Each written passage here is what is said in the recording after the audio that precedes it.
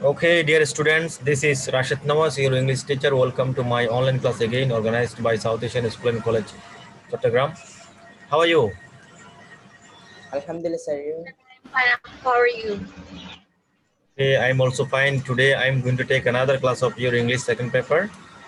Basically, I will discuss rules of changing passage narration in this class. Okay.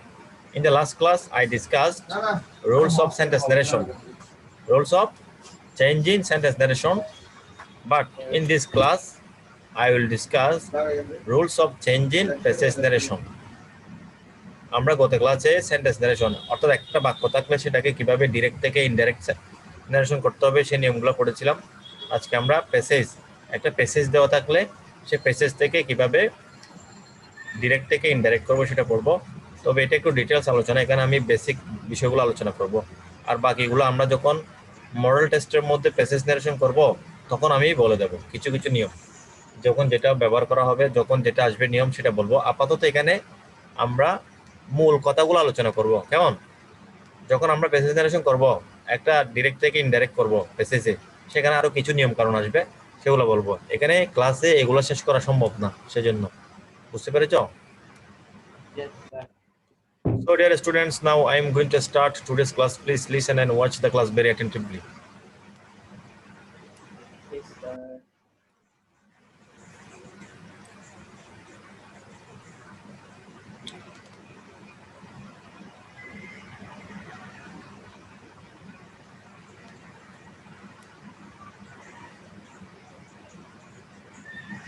দেখা যায়?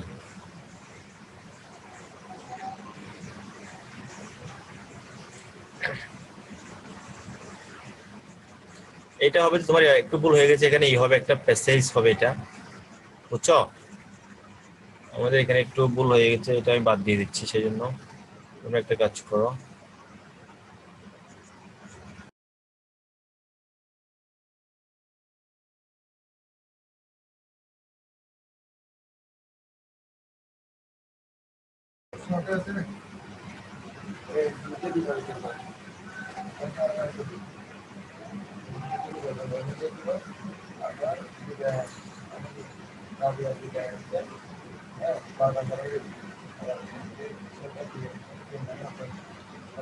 রায়হান আমাকে শুনতে পাচ্ছ?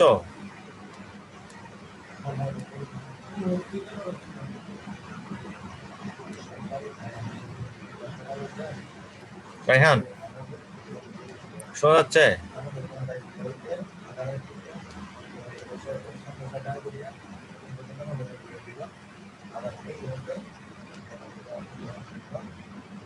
Raihan Yes, sir. শুনতে পাচ্ছ? Yes, sir. Okay, this is the topic of today's class. The topic of today's class is rules of changing passage narration. Headline দেবো হ্যাঁ rules of হ্যাঁ changing. হ্যাঁ, rules of changing passage narration এটা।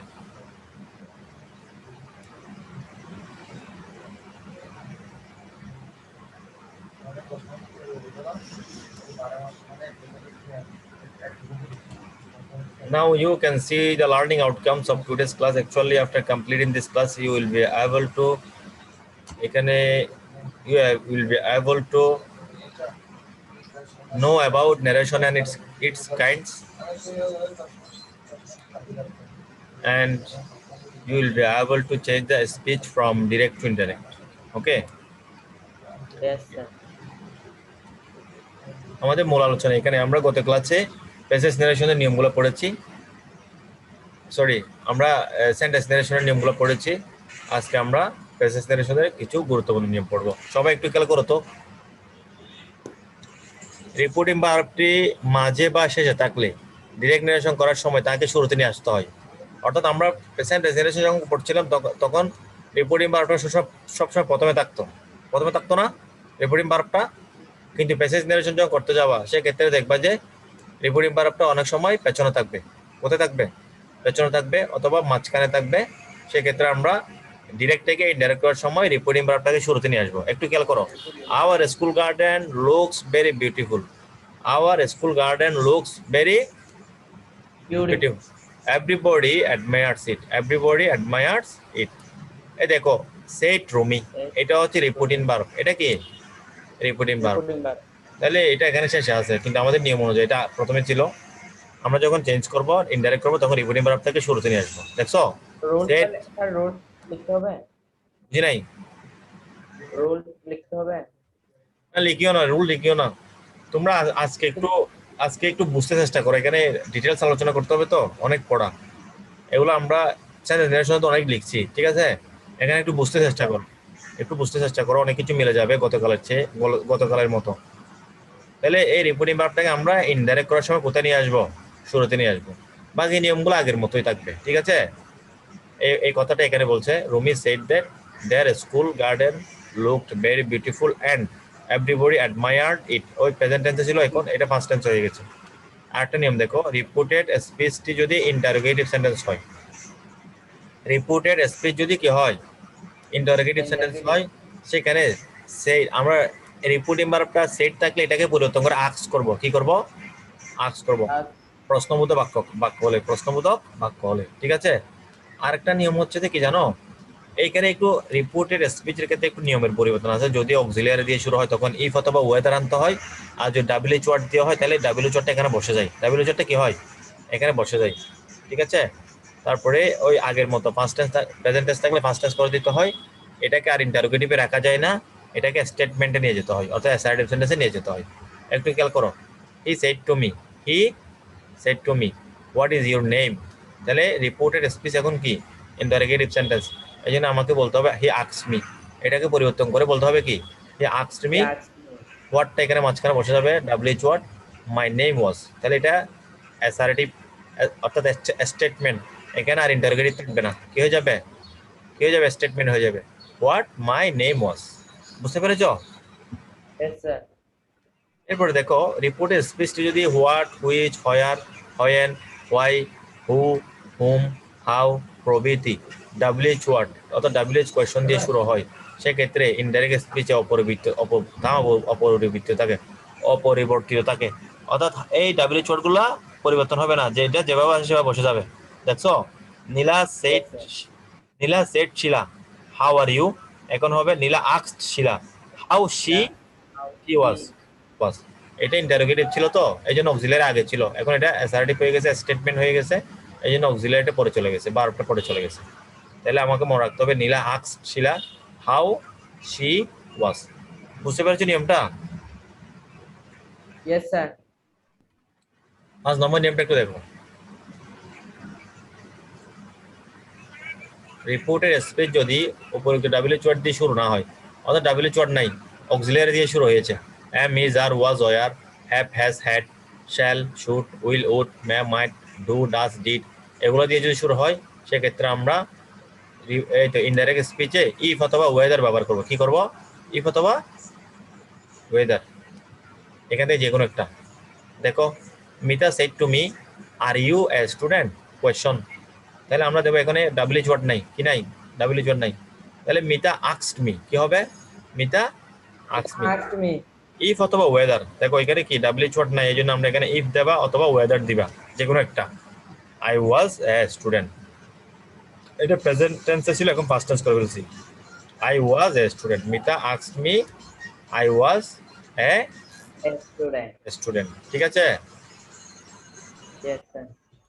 6 নম্বর দেখো, imperative sentence হলে বাক্যটা যদি কি হয়, অর্থাৎ রিপোর্টেড স্পিচ যদি ইম্পারেটিভ সেন্টেন্স হয়, তখন আমরা ভার্বটির পূর্বে একটা টু বসাবো। কি বসাবো? টু বসাবো। কিন্তু ইম্পারেটিভ আর অ্যাফার্মেটিভ হতে হবে, নেগেটিভ হলে না, নেগেটিভ হলে নট টু, নেগেটিভ হলে কি নট টু বসাবো। Not ভার্বের পরে, ভার্বের পূর্বে এখানে ওই যে রিপোর্টেড স্পিচের একটা ভার্ব থাকবে না, এটার পূর্বে, দেখলে বুঝবা তোমরা একটু। তবে রিপোর্টিং ভার্বটা পরিবর্তন হয়ে অর্ডার হবে, কমান্ড হবে, অথবা কখনো কখনো তোমার হবে কি এই রিকোয়েস্ট হবে, রিকোয়েস্ট, অর্ডার, কমান্ড, তারপরে অ্যাডভাইসড, এরকম করে পরিবর্তন হয় আর কি ভার্বগুলা, রিপোর্টিং ভার্বগুলো। দেখো, he said to me read it, সে আমাকে বললো যে এটা পড়ো, তাহলে he ordered me to read it. কি হলো এখানে মাঝখানে? টু দিছে, মেইন ভার্বের শুরুতে কি টু, to. ঠিক আছে? আমরা যখন বেসিস নারেশন করব মডেল টেস্ট থেকে, তখন আরো বিস্তারিত বলবো। আমি আপাতত এখানে একটু বেসিক কথাগুলো বুঝে নাও। তাহলে হি said to me read it, he ordered me to read it, two read ইট, ঠিক আছে?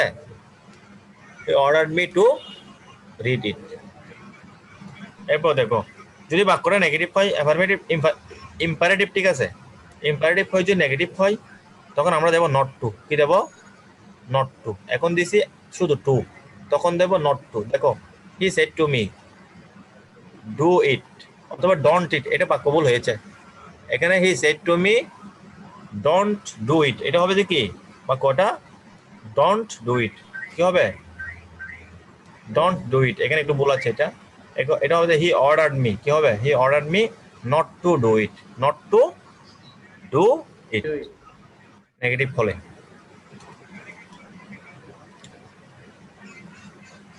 এবার একটু খেয়াল করো, উপরে বাক্যটা খুবই গুরুত্বপূর্ণ। ইম্পারেটিভ সেন্টেন্সে রিপোর্টিং পাওয়ারটি অনুরোধ বুঝালে। কি বুঝালে? অনুরোধ বুঝালে। অনুরোধ বুঝালে তুমি রিপোর্টিং পাওয়ারটিকে পরিবর্তন করে রিকোয়েস্ট দিবা। কি দিবা? রিকোয়েস্ট। আদেশ বুঝালে অর্ডার দিবা। উপদেশ বুঝালে অ্যাডভাইস দিবা। তিনটা কথা বলছি এখানে। একটা হচ্ছে যে অনুরোধ বুঝালে রিকোয়েস্ট, Request. আদেশ বুঝালে অর্ডার, order. উপদেশ বোঝালে অ্যাডভাইস। আপাতত এগুলা। এরপরে আরো হয় কমান্ড হয়, তারপর তোমার সেইডও হয়, অনেক সময় টুল্ড হয়। তাহলে এখানে দেখো আমরা একটু দেখি, হি said to me please help me, তাহলে এটা রিকোয়েস্ট করছে না? Please help me, imperative sentence, request করছে। তাহলে আমরা এখন দেবো যে হি রিকোয়েস্টেড মি টু হেল্প হিম। নিয়মগুলো আগেরগুলো সব ঠিক থাকবে, শুধু এখানে রিকোয়েস্টটা আনবো। সেইডের পরিবর্তে কি? Request. He requested me to help him. আরেকটা দেখো, he said to me go there, he সেখানে যাও। তাহলে হি অর্ডার্ড মি গো দেয়ার। কি হবে? হি ordered me go there, he ordered me go there. there. তারপর আরেকটা দেখো, he said to me don't tell a lie, তাহলে he advised me, এটা হচ্ছে উপদেশ। এটা কি? উপদেশ। he advised me not tell a lie, not to tell a lie, he advised me not to tell a lie। তাহলে পরিবর্তনটা বুঝতেছো এখন? he advised me not to tell a lie, ঠিক আছে? Yes, he advised me not to tell a lie। Shaila, বুঝতেছো? Yes, sir. তারপরে ফাতিমা, বুঝতেছো? Yes, sir. Sayem, Sayem, এই বুঝতেছো? তোমাদেরকে আমি যখন মডেল টেস্ট করাবো তখন আরো একটু ডিটেলস পড়াবো। এগুলা অনেক আলোচনা, তো বেসিক কথাগুলো বলতে হচ্ছে, বুঝছো? এই প্যাসেজ ন্যারেশনের, শুধু প্যাসেজ ন্যারেশনের উপরে 3টা ক্লাস নিতে হবে যদি তোমাদেরকে এইভাবে আস্তে আস্তে পড়াতে চাই। সেই জন্য এখানে আমি যেহেতু সেন্টেন্স ন্যারেশনটা তোমাদেরকে পড়াইছি, সেন্টেন্স ন্যারেশন আর প্যাসেজ ন্যারেশনের মধ্যে কি আছে একটু মিল আছে। আমি যেখানে একটু সমস্যা হবে প্যাসেজ ন্যারেশন করার সময় সেগুলো বলে দিচ্ছি, আর বাকিগুলা তখন যখন আমি করবো, তোমার মডেল টেস্ট করবো, কিছু কিছু রুলস বললে তোমরা এগুলো বুঝতে পারবে, আরো ডিটেলস বুঝতে পারবে। তাহলে আমরা এখন দেবো কি? ইম্পারেটিভ সেন্টেন্সে রিকোয়েস্ট দেবো, অর্ডার দেবো, অ্যাডভাইস দেবো, ঠিক আছে? চেঞ্জ করার সময় রিপোর্টিং বা আরবটাকে। আরেকটা বিষয় দেখো, রিপোর্টের স্পিচে যদি লেটাস দ্বারা হয়, কি হয়? লেটাস দিয়ে শুরু হয়, তবে তার দ্বারা কোনো প্রস্তাব বোঝালে সেক্ষেত্রে লেটাস, যেমন ধরো লেটাস রিড, চলো আমরা পড়ি, অথবা একটি প্রস্তাব, যেমন ধরো এখানে আসো, আমরা সরাসরি এখানে চলে যাই, বাক্যের মধ্যে চলে যাই, ঠিক আছে? Kamal said to Jamal, late us go to school, চলো আমরা স্কুলে যাই। এটা অর্থ হচ্ছে কি? চলো আমরা স্কুলে যাই, ঠিক আছে? তোমাকে সেই ক্ষেত্রে বলতে হবে প্রপোজ অথবা সাজেস্ট। কি বলতে হবে? প্রপোজটাই বলো, এখানে প্রপোজ যেহেতু দিছি। Kamal proposed to Jamal that they should, এখানে একটা শুড আনতে হবে। কি আনতে হবে? এই শুডটা অবশ্যই আনতে হবে। শুড গো টু স্কুল, কি দিয়ে শুরু হলো বাক্যটা? লেটাস দিয়ে শুরু হলে। এই রিপোর্টেড স্পিচ যদি লেটাস দিয়ে শুরু হয় এবং এটা দ্বারা যদি প্রস্তাব বোঝায়, সেক্ষেত্রে আমরা রিপোর্টিং ভার্বটা পরিবর্তন করে কি করব? প্রপোজড করব। এরপরে এখানে দ্যাট সাবজেক্ট, এরপরে শুড, কি আনতে হবে? একটা শুড আনতে হবে। বুঝতে পেরেছ? যেমন ধরো, yes. Kamal propose to Jamal that they should go to school. এটা মনে রাখবে। এখন let us go to school, এটা হচ্ছে রিপোর্টেড স্পিচ। এখানে লেট আস আছে, জন্য আমরা এখানে কি করব? চেঞ্জ করার সময় রিপোর্টিং ভার্বটা প্রপোজ করব, এরপর দ্যাট সাবজেক্ট, এরপরে শুড দেব। এখানে কি দেব? শুড দেব। বাকিটা আমরা আগের নিয়মগুলো ফলো করে করব।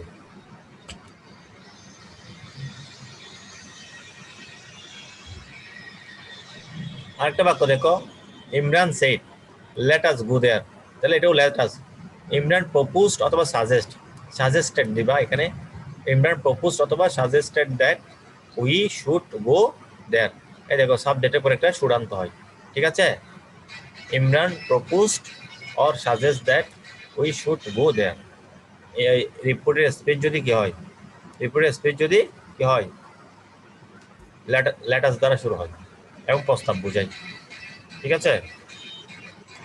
এবার দেখো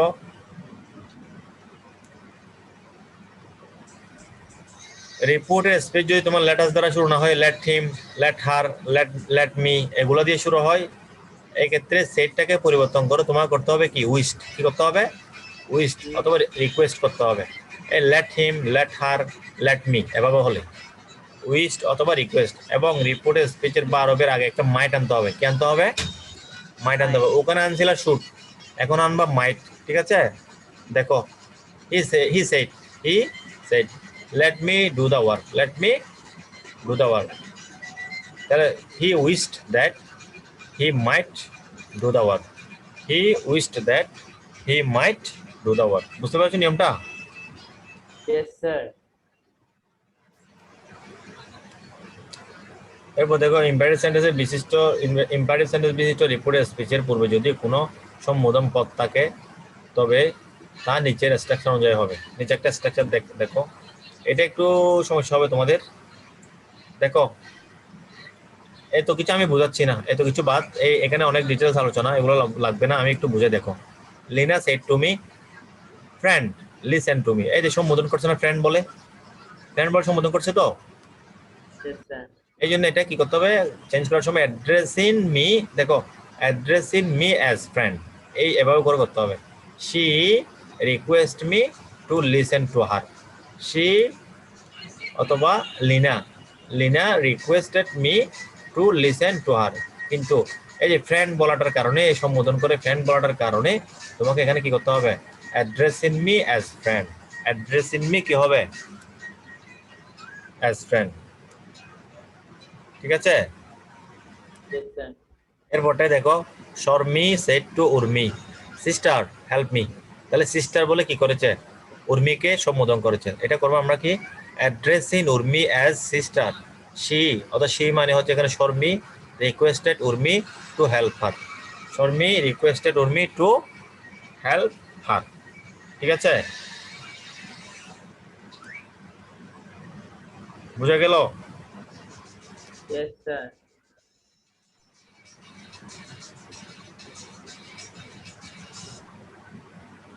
এরপরে 11 নম্বর নিয়মটা একটু দেখো, কোন সেন্টেন্স দ্বারা ইচ্ছা বা প্রার্থনা বোঝালে তা অপটেটিভ সেন্টেন্স হয়, ঠিক আছে? কোন সেন্টেন্স দ্বারা ইচ্ছা বা প্রার্থনা বোঝালে কি হয়, অপটেটিভ সেন্টেন্স হয়। সেক্ষেত্রে দেখো রিপোর্টেড স্পিচে যদি অপটেটিভ সেন্টেন্স হয়, সেক্ষেত্রে আমরা রিপোর্টিং ভার্বটা কি করব, পরিবর্তন করে উইশড অথবা প্রেড করব। কি করব, উইশড অথবা প্রেড, তারপর দ্যাট, এরপরে রিপোর্টেড স্পিচ এর সাবজেক্ট, এরপরে মাইট, এরপরে মূল ভার্বের শেষ পর্যন্ত লিখবো। এরপরে কি মাইট, তারপরে মূল ভার্বের শেষ পর্যন্ত। তোমাদেরকে এক্সাম্পল দেখালে বুঝতে পারবে।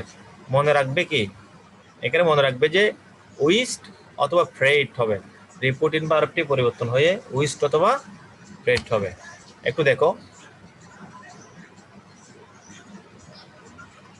হি said to me may Allah bless you, he said to me may Allah bless you, এটা হচ্ছে অপটেটিভ সেন্টেন্স। এটা কি অপটেটিভ সেন্টেন্স, তাহলে এটাকে অপটেটিভ সেন্টেন্স, রিপোর্টেড স্পিচ হচ্ছে অপটেটিভ সেন্টেন্স, সেই জন্য আমরা এখানে সেটাকে পরিবর্তন করে দেবো প্রেড। কি দেবো, prayed, he prayed that Allah might bless me, Allah might bless me.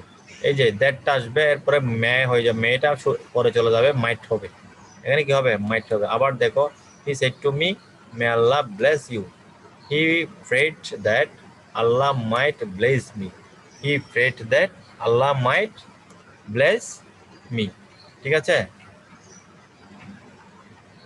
শুনতেছ?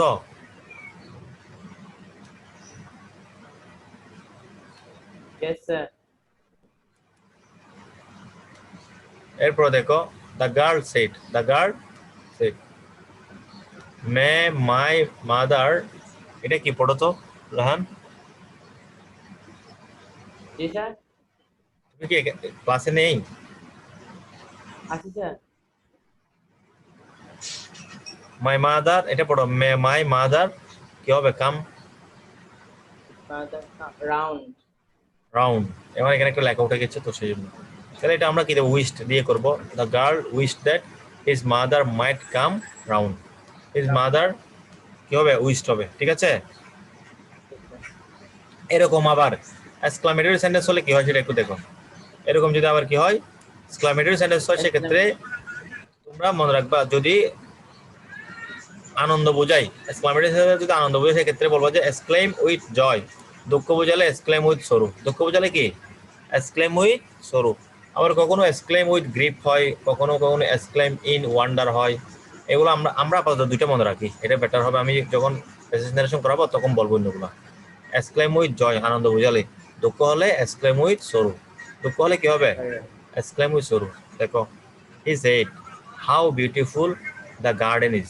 তাহলে দেখো, he exclaim with joy that the garden was very beautiful. The garden was কি? Very beautiful. এই যে এখানে রিপোর্টের স্পিচ, রিপোর্টের স্পিচটা কি? এখানে কি রিপোর্টের স্পিচটা কি?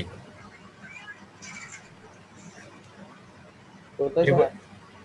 Exclamatory sentence. রিপোর্টের স্পিচটা কি? Exclamatory sentence. সেই জন্য এখানে হবে কি? How beautiful the garden is, এটাকে পরিবর্তন করে আমরা বলবো he exclaim with joy that the garden was very beautiful. আরেকটা দেখো, he said, he said alas I have lost everything. Alas, he said alas I have lost everything. ঠিক আছে। He said alas I have lost কি? Everything. তাহলে direct. Indirect করার সময় হবে কি? He exclaim with joy that, না সরু দ্যাট, হি এক্সক্লেম উইথ সরু that he had lost everything. He has lost everything. অর্থাৎ আনন্দ বোঝালে এক্সক্লেম উইথ জয়, দুঃখ হতাশা এরকম কোনো কিছু বোঝালে হবে এক্সক্লেম উইথ সরু। এক্সক্লেম উইথ কি? সরু। এরপর দ্যাট দিবা। দ্যাটের পরে এটাকে ওই নিয়ম অনুযায়ী টেন্সটাকে পরিবর্তন করতে হবে। নিয়ম অনুযায়ী কি? টেন্সটাকে পরিবর্তন করতে হবে। আর এগুলো লাগতেছে না আমাদের, এটা এত বেশি গুরুত্বপূর্ণ না। 14 নম্বর নিয়মটা একটু দেখো।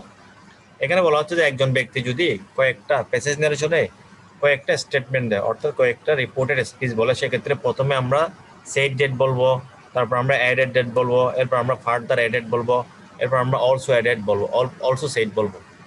এভাবে বলবো। যদি এটা ইন্টারোগেটিভ সেন্টেন্স হয় সেক্ষেত্রে এগেইন, মানে আস্কড এগেইন, হ্যাঁ, অলসো আস্কড, এভাবে করে করবো। সেকেন্ড বার এর পরের বার, অর্থাৎ একজন বক্তা কয়েকবার কয়েকবার তোমার রিপোর্টেড স্পিচ বলতে পারো না, সেই ক্ষেত্রে আমরা প্রথমে সেট বললে এরপর বলবো কি? অ্যাডেড। এরপর বলবো কি? Further added. এরপর বলবো অলসো অ্যাডেড, অলসো সেট কয়েকবার বললে। এটা কিন্তু বেশি ব্যবহার হবে প্যাসেজ নারেশন করার সময়। ঠিক আছে। এগুলোই আমাদের প্যাসেজ নারেশনের নিয়ম। আমি যখন মডেল কোয়েশ্চেন পড়াবো তখন তোমাদেরকে আরো ডিটেলস কি এগুলা ধারণা দিব। ঠিক আছে। Yes sir. এখন দেখো, তোমরা কেমন বুঝছো জানি না, এখানে আমি একটু দ্রুত বলছি, কারণ হচ্ছে যে প্যাসেজ নারেশনের অনেক নিয়ম, আর এখানে আমি বেসিক নিয়মগুলাই বলছি। কোনগুলো বলছি? সবচেয়ে বেশি বেসিক যেগুলো, আরো কিছু টুকিটাকি আছে সেগুলো আমরা মডেল টেস্ট করার সময় যখন প্যাসেজ নারেশন করবো তখন আমি তোমাদেরকে বলে যাব। পাশাপাশি কিছু নিয়ম তোমাদেরকে আমি কি বলে দেব। ঠিক আছে।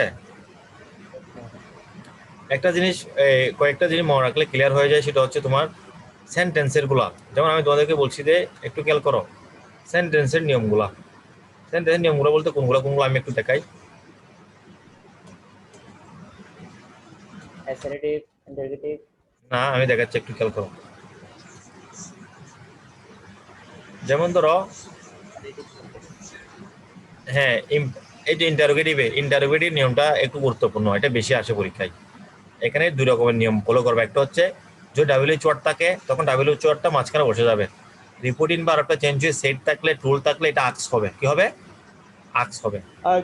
হ্যাঁ, এখানে ডাব্লিউএইচ ওয়ার্ডটা বসে যাবে। বাকি নিয়মটা হচ্ছে আমরা আগের মতো ফার্স্ট টেন্স, প্রেজেন্ট টেন্স থাকলে ফার্স্ট ইনডিফিনিট ফার্স্ট ইনডিফিনিট হয়ে যাবে, প্রেজেন্ট কন্টিনিউয়াস ফার্স্ট কন্টিনিউয়াস হবে, আগের নিয়মগুলা।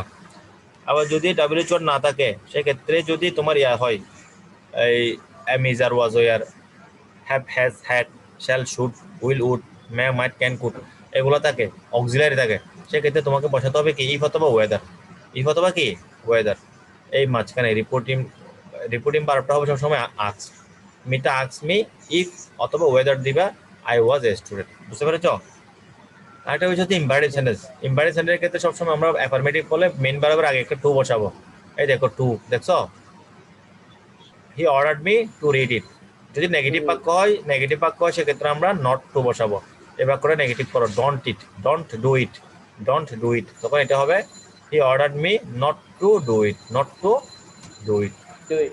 একটা জিনিস মনে রাখতে হবে যে ইম্পারেটিভ সেন্টেন্স দ্বারা যদি আদেশ বোঝায় উপদেশ বোঝায় তারপর রিকোয়েস্ট বোঝায় অনুরোধ বোঝায় সেক্ষেত্রে অনুরোধ বোঝালে রিকোয়েস্ট তারপর তোমার আদেশ বোঝালে অর্ডার অ্যাডভাইস বোঝালে কি উপদেশ বোঝালে অ্যাডভাইস এই দেখো ডোন্ট টেল এ লাই এটা অ্যাডভাইস না এই জন্য আমরা এখানে দেবো যে কি অ্যাডভাইস ঠিক আছে এটা একটা গুরুত্বপূর্ণ বিষয় আরেকটা বিষয় হচ্ছে যে এটা তোমার হ্যাঁ এই তো exclamatory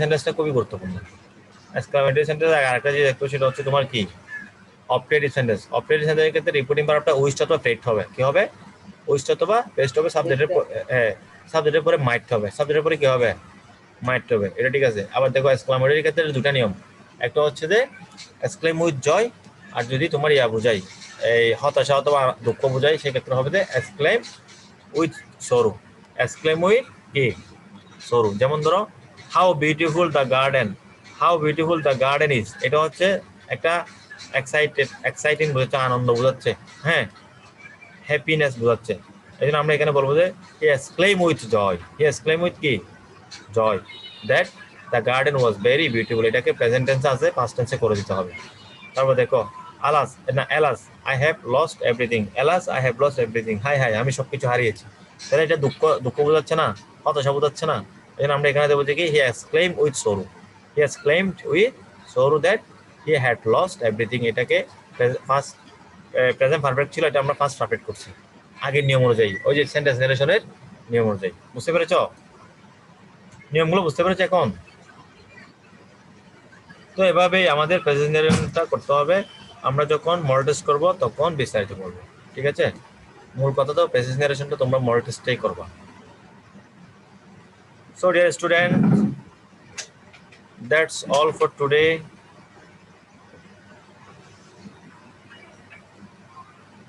thank you so much Assalamu alaikum, sir. হ্যাঁ thank you so much wish you all the best বাসায় প্র্যাকটিস করো মডেল টেস্ট প্র্যাকটিস করো আমরা আমি একটা নেক্সট মডেল টেস্ট করাবো সেখানে ন্যারেশন করাবো ঠিক আছে প্রেজেন্টেশন করাবো ক্লাস পাওয়া যাবে আগামী সপ্তাহে যেটা ক্লাস হবে তোমাদের মডেল টেস্টের উপর ক্লাস নেব সেখানে করাবো প্রেজেন্টেশন করাবো আমি আপাতত রুলসগুলো মনে রাখো ধন্যবাদ সবাইকে